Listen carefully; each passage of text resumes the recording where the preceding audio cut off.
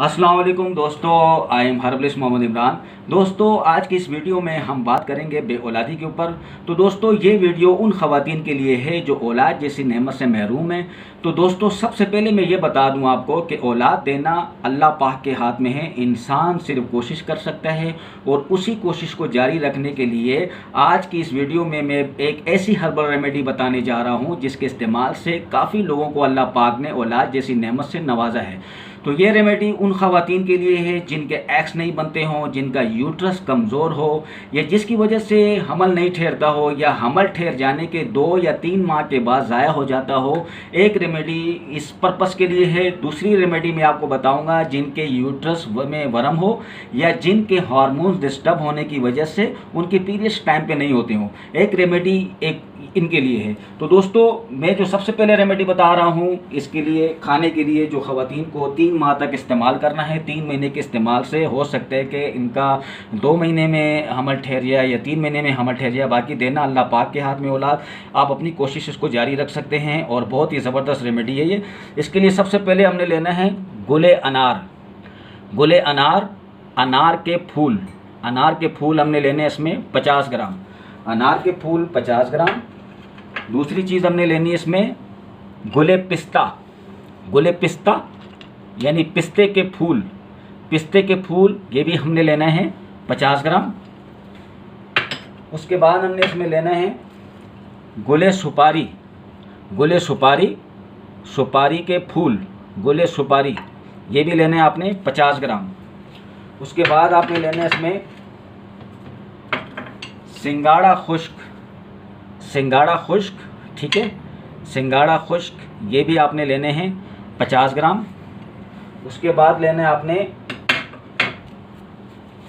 बरगे मौलूद, ठीक है, बरगे मौलूद आपने लेने हैं, ये भी 50 ग्राम, बरगे मौलूद 50 ग्राम। उसके बाद आपने लेने इसमें मिश्री इसमें हस्बे जायका डालना ताकि खाने में आसानी हो जाए, मीठा हो जाए। अब 50 ग्राम डालना चाहें, ज़्यादा मीठा करना चाहें तो 100 ग्राम तक भी डाल सकते हैं, इससे ज़्यादा ना डालिएगा। 50 ग्राम वैसे मेरे ख्याल से बहुत है। अगर फिर भी मज़ीद मीठा, कुछ लोग शौकीन होते हैं जो मीठा खाने के, और इसके अलावा जो दवाई के तौर पर जिनको टेस्ट बुरा लगता है तो थोड़ा वो बढ़ा भी सकते हैं। तो ये 50 ग्राम मिश्री, ठीक है। इन सारी चीज़ों को पीस कर पाउडर बनाकर 1 चम्मच सुबह निहार मुँह और 1 चम्मच शाम को 5 बजे मुंह में डालना है। 3 बार अल्लाह शाफ़ी अल्लाह काफ़ी 3 बार पढ़कर मुंह में डालकर ऊपर से आपने अरके मक्को आधा कप अरके मक्को पी लेना है। इंशाल्लाह इसके इस्तेमाल से अल्लाह पाक ने चाहा तो आप को एक औलाद जैसी नेमत से नवाजेगा। तो दोस्तों, ये रेमेडी उन ख़वातीन के लिए। दूसरी रेमेडी जो मैं बता रहा हूँ आपको, जिन ख़वातीन के यूट्रस में वर्म हो या जिनके हार्मोन डिस्टर्ब हो या जिनके 2-2 महीने तक पीरियड्स नहीं आते हों, ये रेमेडी उनके लिए है। पहले इस रेमेडी के इस्तेमाल से वो ख़वातीन जिनके पीरियड्स डिस्टर्ब हो उनको चाहिए कि इस रेमेडी के इस्तेमाल से पहले 7 दिन, यानी जब उनके डेट आने का टाइम हो, पीरियड्स का टाइम हो, उससे 2 दिन पहले उन्होंने लेना है ये कावा बना के पीना है। एक मतलब रात को आपने इसको आपने तकरीबन 1.5 गिलास पानी में भिगो के रख देना है, सुबह तक भीगा रहेगा। फिर सुबह आपने इसको जोश दे के पकाना है।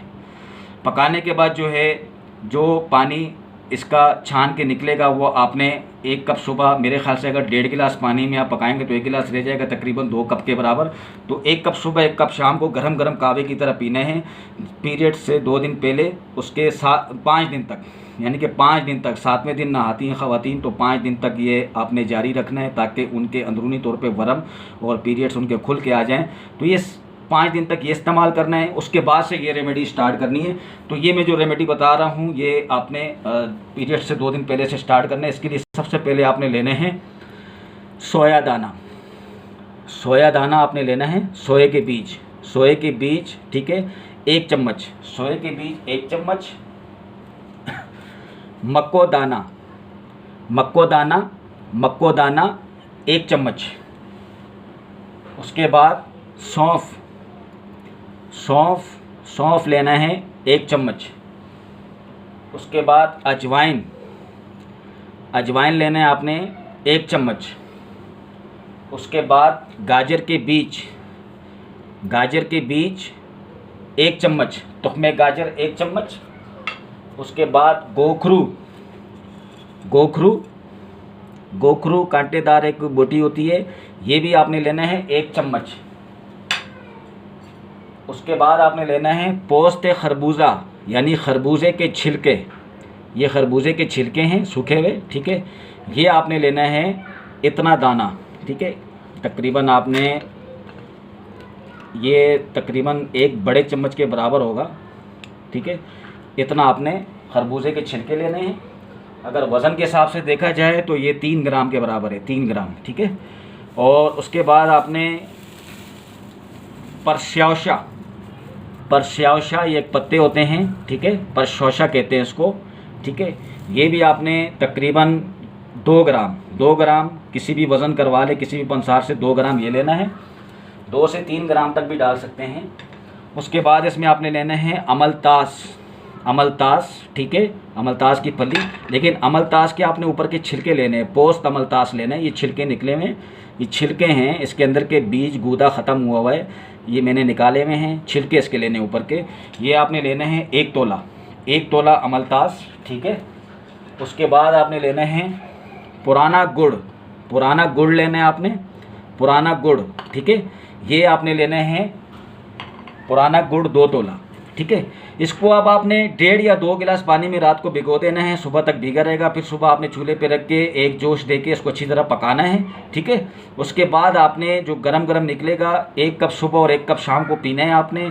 इंशाल्लाह इसको आपने 7 दिन तक जारी रखना है, पीरियड से 2 दिन पहले से स्टार्ट करना है। तो दोस्तों ये रेमेडी थी, इसको आप कंटिन्यू, ये जो आपको मैंने कावा बताया है, जो हार्मोन डिस्टर्ब होने का और पीरियड्स खुल के लाने का जो कावा मैंने बताया है, ये सिर्फ और सिर्फ 7 दिन इस्तेमाल करना है, इसके बाद आपने इस्तेमाल नहीं करना है, ठीक है। और अगले मंथ देखना, अगर आपको फिर भी पीरियड्स में प्रॉब्लम होती है तो आप दोबारा भी यूज़ कर सकते हैं, लेकिन ये 7 दिन ये पीरियड्स के दौरान ही इस्तेमाल करना है, उसके अलावा इस्तेमाल नहीं करना है। इस वाली जो रेमेडी है इसको आपने नहाने के बाद, जो खवातीन के बाद, उसके बाद इस्तेमाल करना है आपने 1 चम्मच सुबह निहार मुँह और 1 चम्मच शाम को 5 बजे मुंह में डालना है। 3 बार अल्लाह शाफ़ी अल्लाह काफ़ी पढ़कर ऊपर से आधा कप भर के मग को पीना है। तो दोस्तों ये 3 महीने तक इस्तेमाल करना है। इंशाल्लाह मेरे रब ने चाहा तो इंशाल्लाह औलाद जैसी नेमत से आप लोगों को नवाजेगा। तो दोस्तों ये रेमेडी थी। इसके साथ ही मेरा जो यूट्यूब का चैनल है वो हर्बलिस्ट मोहम्मद इमरान के नाम से, उसे भी आपने ज़रूर सब्सक्राइब करना है। और इसके अलावा मेरा फेसबुक का जो पेज है वो हर्बलिस्ट मोहम्मद इमरान खान के नाम से, उसे भी आपने ज़रूर लाइक करना है ताकि मेरी हर वीडियो आप तक पहुँच सके। मेरे लिए ख़ुसूसी दुआएं कीजिएगा।